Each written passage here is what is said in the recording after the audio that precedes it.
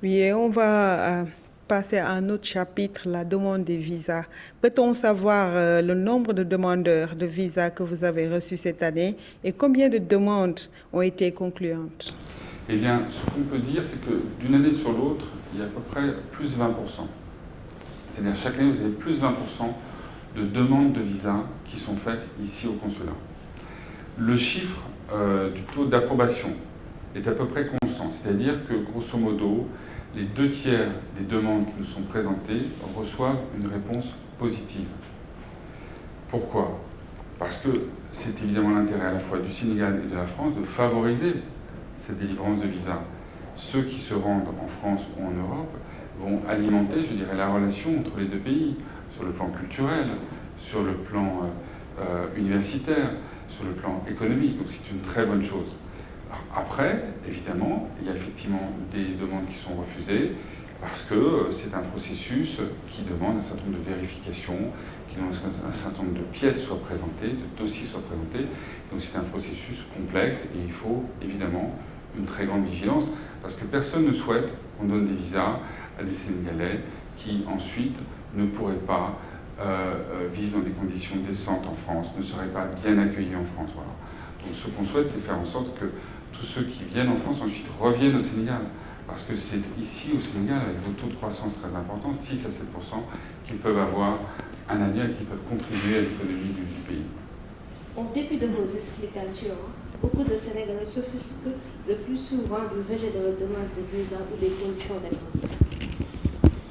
Comme je viens de vous l'indiquer, les 2 tiers des demandes reçoivent des réponses positives. Alors on peut toujours essayer d'améliorer le dispositif, mais c'est un des taux les plus élevés d'approbation, ce taux-là, et vous devez passer par un certain nombre d'étapes.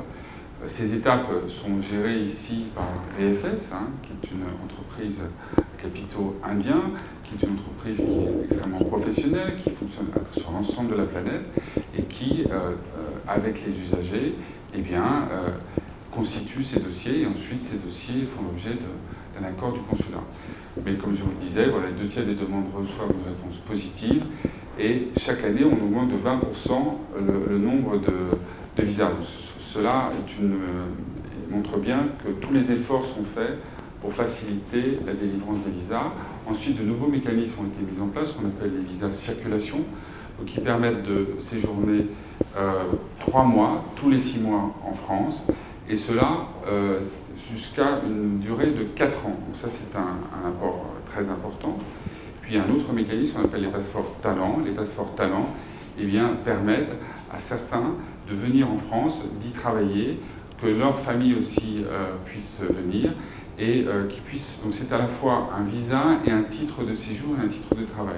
Voilà, c'est des mécanismes nouveaux qui ont été lancés notamment par le président de la République lors de son discours de Ouagadougou à l'automne 2017 pour faciliter les échanges entre Français et Sénégalais, entre Français et Africains.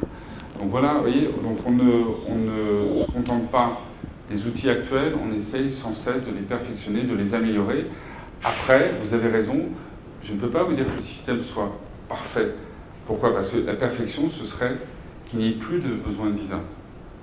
Mais il y a encore aujourd'hui besoin de visa parce que justement, on a ce souci-là de faire en sorte que les Sénégalais qui viennent en France puissent revenir ensuite au Sénégal et puis soient accueillis dans de bonnes conditions en France. Et on vous reproche également de faire plus de faveurs aux artistes qu'aux intellectuels et hommes d'affaires. Qu'est-ce que vous répondrez à cette question? Je crois qu'on n'a aucune discrimination ni envers les uns ni envers les autres. On essaye, nous, d'être à l'écoute des besoins de la société sénégalaise.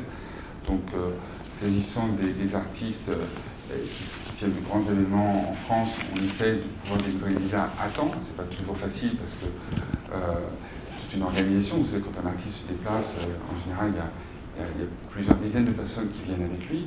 S'agissant des intellectuels, vous le savez sans doute, on organise souvent des débats d'idées ici à l'Institut français. Il y a encore récemment, j'ai participé à une discussion avec Odia et avec Michel Kishka, qui était modérée par PBS.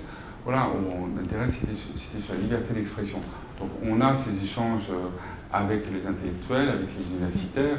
Vous le savez peut-être, mais il y a quand même 250 accords entre les écoles et l'université française et les écoles et l'université sénégalaise, donc qui crée un courant très important sur le volet universitaire.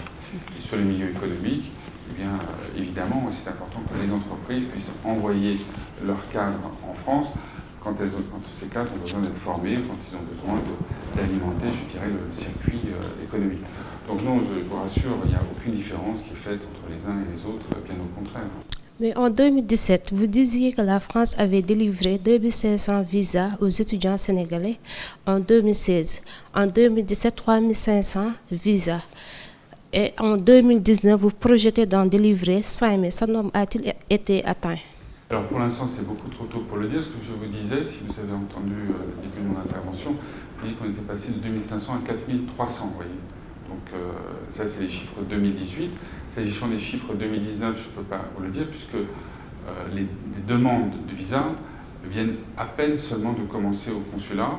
Pourquoi? Parce que, évidemment, il faut d'abord que les étudiants puissent s'inscrire dans l'université française et attendre qu'elle ait obtenu une réponse. Une fois qu'ils se sont inscrits dans l'université française, à ce moment-là, ils peuvent demander leur visa.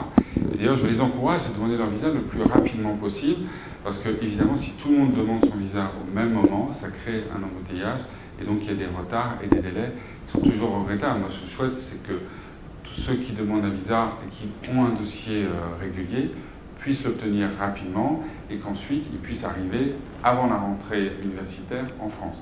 Donc on reste sur une logique de progression, les chiffres sont patents, mais pour ce qui est des chiffres de visa délivrés en 2019, il faudra attendre la fin du mois de septembre pour vous donner ce chiffre. Et le demandeur peut-il s'attendre à plus d'explications lors du refus du visa? Eh bien, il faut voir que pour refuser un visa, c'est un acte qui est difficile. Parce que, évidemment, naturellement, on a toujours envie de dire oui. Enfin, je ne sais pas, moi en tout cas, quand on me demande quelque chose, j'ai envie de dire oui. Ça fait partie de la... On veut être généreux, on veut être humain, on veut comprendre les préoccupations des uns et des autres. Je pense que c'est ça la nature humaine.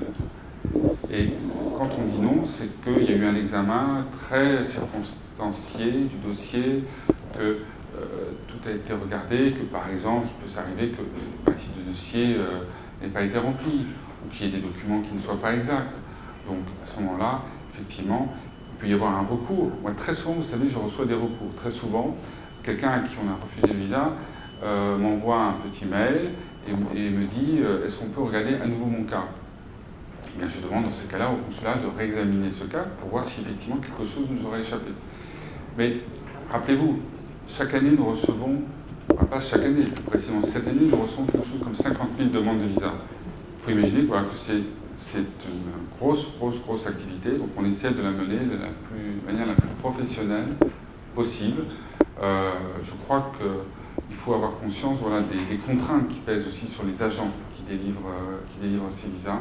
On essaie de le faire de la manière la plus juste possible, puisque, encore une fois, ce que nous souhaitons, c'est délivrer plus de visas et délivrer des visas à tous ceux qui font le cœur de cette relation entre la France et le Sénégal.